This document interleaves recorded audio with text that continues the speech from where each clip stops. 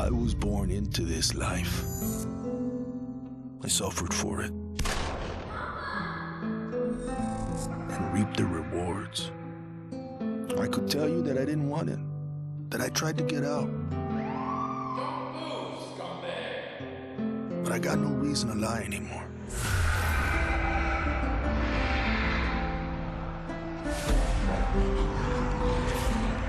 Shit. That life is the only reason I'm still here.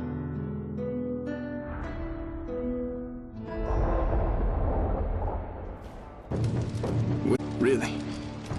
Insignificant. In the grand scheme, one life means so little. You dedicate yourself to a principle. But in the end, it's out of your control.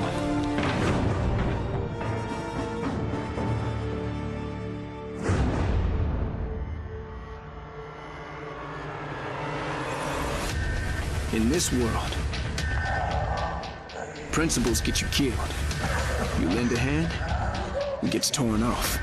You hesitate, you die. So you want to save someone? Save yourself. To all my classmates who alienated me because I was different. To anyone who never gave me a chance. To the people who ignored me while I hid behind zeros and ones. Thank you.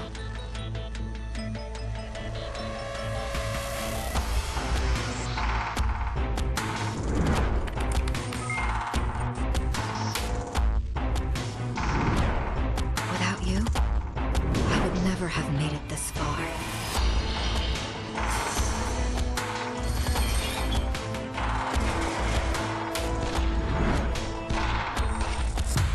Would have been weak and dependent. I would have ended up just like you.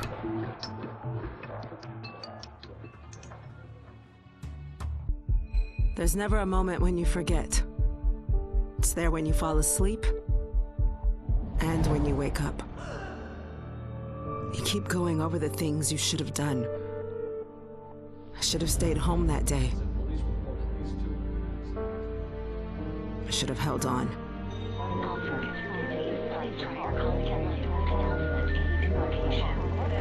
The agony is always there. But I've learned to live with it. Because the only thing stronger than regret is hope.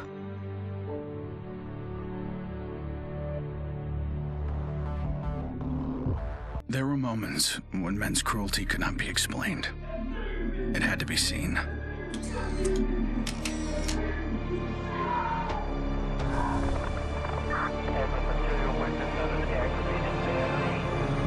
Perfect shot. Pierced our numbness. Sent up a flare to save the next generation. It said, "This is where we've been. Don't follow." Then there was no one left to heed the warning. The only one left to save was yourself. My earliest memory is war. It was a conflict so complex that it could never be resolved.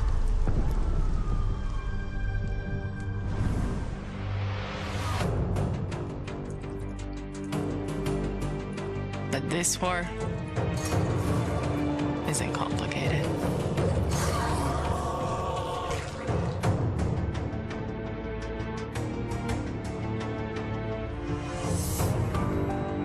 Death is still heartbreak.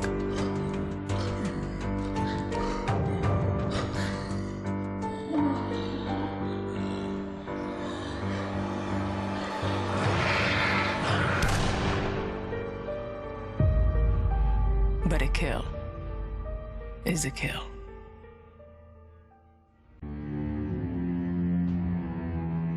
Don't play in the dirt, Ethan. Stop fighting, Ethan. Be polite, Ethan.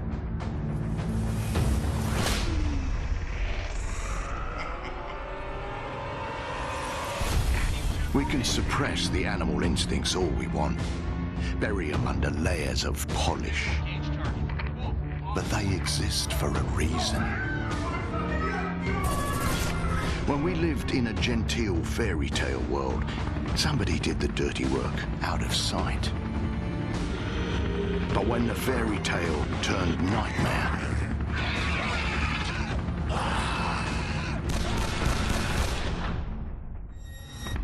those instincts were the only thing that kept us alive.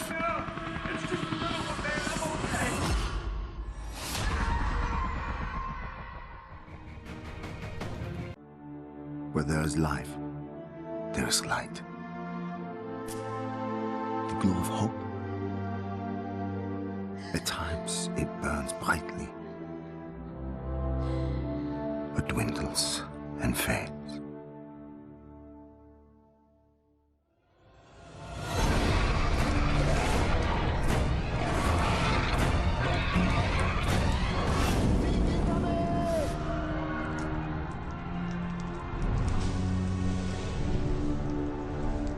Once it is lit, we must never let it die.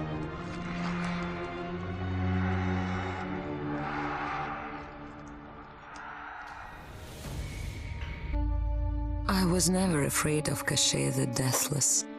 I laughed at the fairy tale of this undead phantom. A woman of science would never fear such silliness. But what do we know?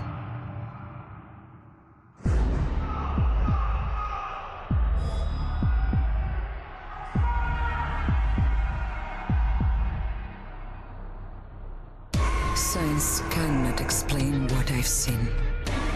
And in the face of such horror, there is no logic.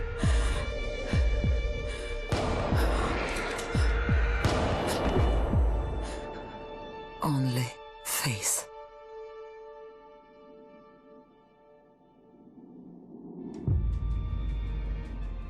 I was just a boy when the Soviet Union collapsed.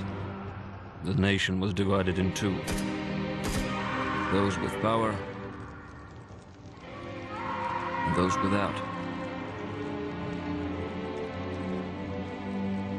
At 8 years old, I learned the price of weakness. And I vowed never to pay that price again. I became the strong man. I gathered wealth, influence, and power. But nature is indifferent to the hierarchy of men. Once more, she burned my world to ashes,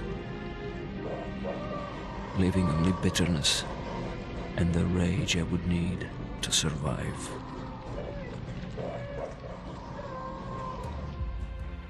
People don't believe something can happen until it does. They live in cheerful ignorance of the coming storm. I could see nothing else. When it finally arrived, I felt relief. At least now the danger had taken shape. Now, I had a target.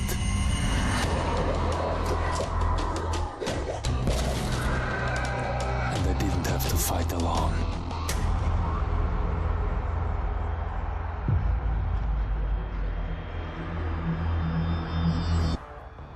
I will not be welcome in the kingdom of heaven. That fate was never in the cards for a man like me.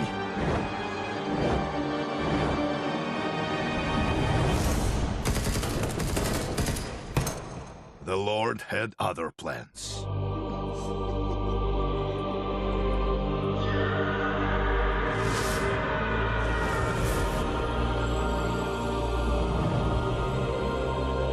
have made my peace with God.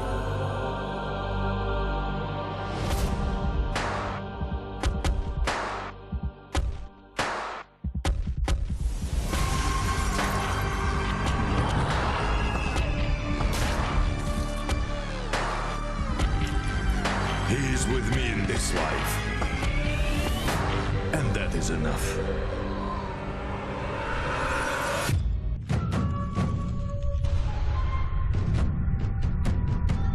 I was 11 years old the first time I felt the ground shake.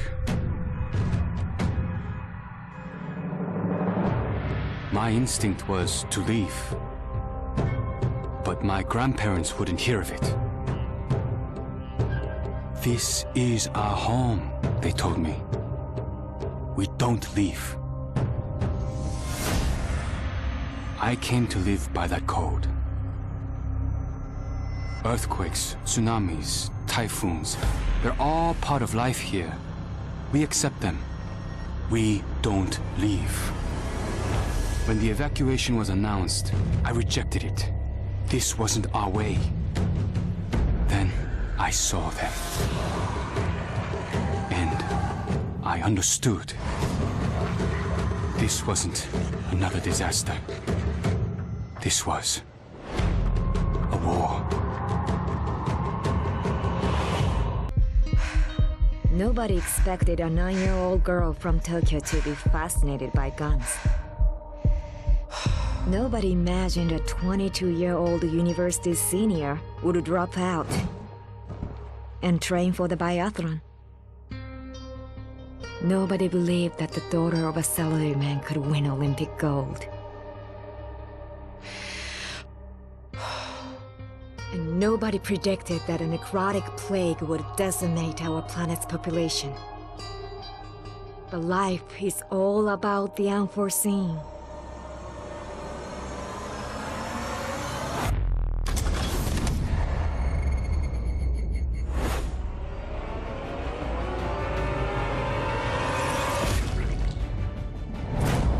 And nobody saw me coming either.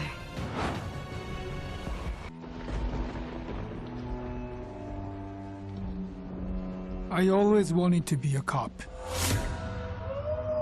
Thought I could do some good. But the scum on the street kept destroying lives. While I was wrapped up in red tape.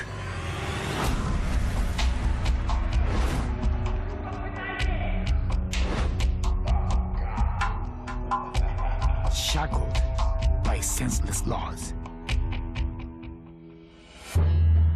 The virus stripped all that away, left us to fend for ourselves. And finally, the chains were off.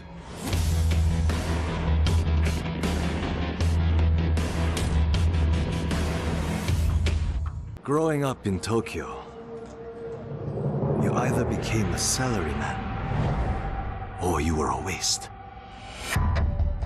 If you asked around, it's safe to say I was the latter. They said I lacked self-control, that I shamed my family. So my father sent me off to relatives in the States. Turns out, Americans care a lot more about earnings than honor. Which worked out fine. Until the Zeke showed up.